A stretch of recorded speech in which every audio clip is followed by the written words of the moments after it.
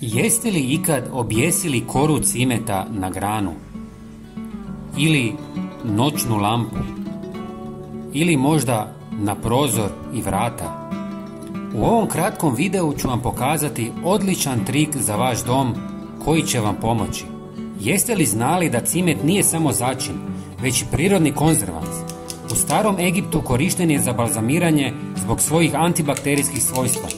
Iako ga danas svi povezujemo sa slatkim jelima, nekad se cimet cijenio kao luksuzna roba i vrijedio više od zlata. Najkvalitetniji cimet dolazi za Šri Lanke i zove se cejlonski cimet, dok je onaj oštrijeg okusa iz Kine zapravo njegova jeftinija zamjena. Osim što grije tijelo, miris cimeta dokazano poboljšava koncentraciju i pamćenje. Prije nego vam pokažem glavni trik, htio bih s vama podijeliti još jedan jednostavan, ali vrlo učinkovit trik s cimetom. Uzmite komadić kore i sameljite u mlincu.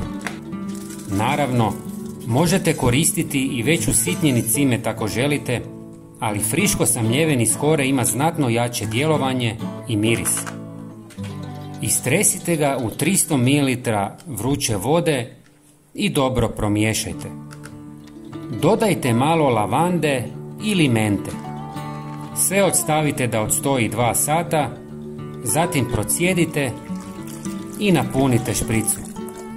Upravo ste napravili vrhunski prirodni repelent protiv mrava, žohara i stjenica u kući, ali i protiv lisnih ušiju, gusjenica i ostalih štetnika na biljkama. Poprskajte svoj dom ili biljke u vrtu i svi insekti će nestati. Sada uzmite koru cimeta, provucite kroz nju komad špage i zavežite.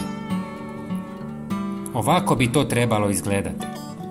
Objesite je na granu ili noćnu lampu ili gdje god želite, kako biste otjerali komarce i muhe, a kuća i vrt će vam divno mirisati.